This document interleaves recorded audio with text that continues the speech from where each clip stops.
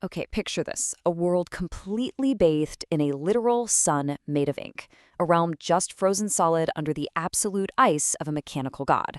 Today we're plunging headfirst into a landscape of shadowy political desperation unlike anything else. It's a world where towering sovereignty and terrifying delusions reign supreme over a choking, desperate populace.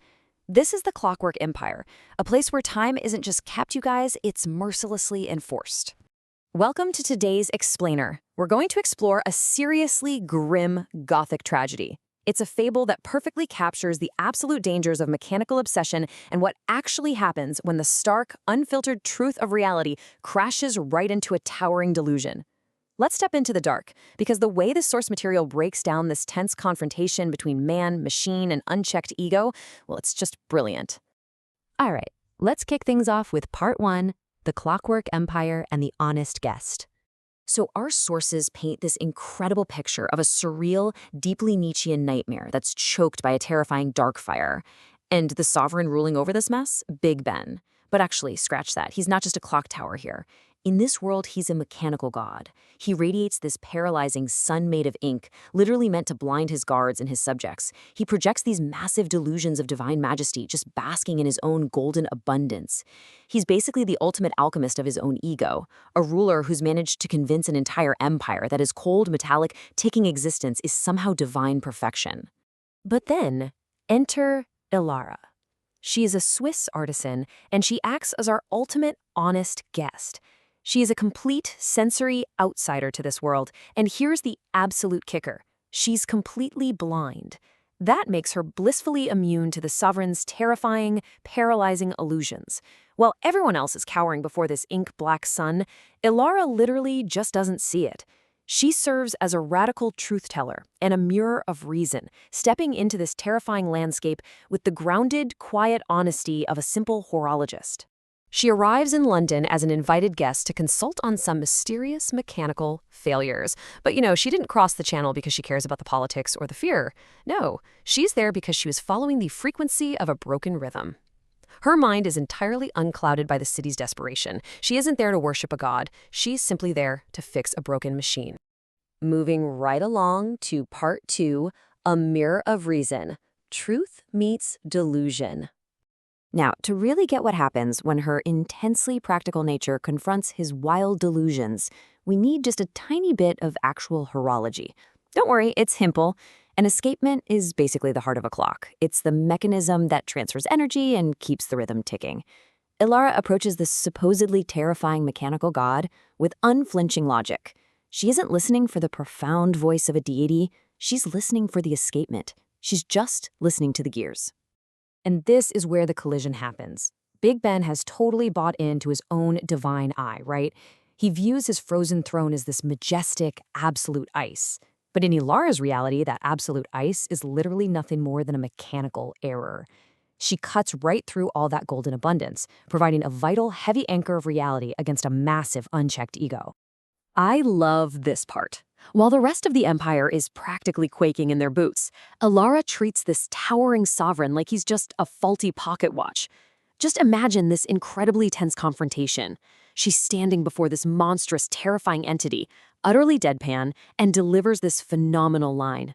"Sir, your escapement is dragging. You are not a god. You are simply out of sync." It's just beautifully absurd. Her surgical, icy calm totally dismantles his mythological status, and it serves as the absolute perfect counter to his hidden, frantic panic. Which brings us to Part 3, The Mechanical Heartbeat, exploring a much darker truth. See, while Ilara is outwardly talking about simple repairs, internally, her shadow self is hearing a horrifying reality. She's picking up on the frantic, suffocating progression of a creature that is literally ticking toward its inevitable end. First, there's the broken rhythm. Then come the groaning seams. Next, she hears this terrifying, jagged over fullness building up inside the gears. It's a straight trajectory toward a fatal mechanical heart attack. The god is essentially tearing itself apart from the inside. Think about the dual realities at play here. It's wild. The Empire, they're experiencing corrupted time. They look at the sovereign's pulsating iron gear and see it as an omen of a plague, something deeply terrifying and magical. But Ilara's shadow self is anchored completely in natural time. To her, that exact same iron gear is just a desperate mechanical heartbeat. Everyone else is completely blinded by the majesty of it all, but Alara is the only one who can actually feel the true failing vibration of the machine. And that leads us to our final act, Part 4, The Horrified Awakening, Confronting Truth. So here's the devastating climax in the telegraph office. The tension in this room is literally suffocating. Big Ben, now in this bizarre human-machine transition as Sir Brain, is fully basking in his golden abundance. But Alara, completely unbothered by the frantic spectacle of it all, just reaches out. She places her hand directly onto his pulsating iron gear, feeling the chaotic, desperate vibration of the sovereign's very core. And as she feels the rhythm of this supposed god, she speaks a radical truth that shatters his delusion entirely. With an icy, unwavering calm, she simply says, "This is a lonely sound." She knows exactly what she's touching. It is the desperate, pathetic cry of a machine. It's a clock trying to build its own watchmaker, simply because it is paralyzed by the fear of stopping.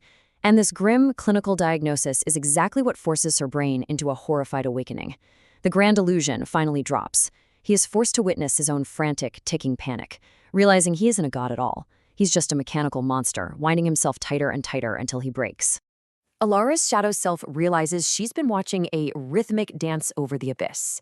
It's an intense fear of stopping, cloaked in this grand illusion of majesty, all just to hide a completely broken internal rhythm. And you know, how often do we see this in our own world? How often do we build these towering illusions of control and perfection in our own lives, just to hide our broken rhythms and our fundamental human fear of simply stopping? Alara leaves us with a profound anchor of reality, totally exposing the absolute ice as nothing more than a simple mechanical error. But the ultimate question remains, and it's the one I'm leaving you with today. When presented with the stark, unfiltered truth of his own jagged overfullness, will the sovereign actually hear the monster he has become? Thank you for exploring this dark fable with me. Keep questioning the rhythms around you and never let the ink blind you to the truth of the gears.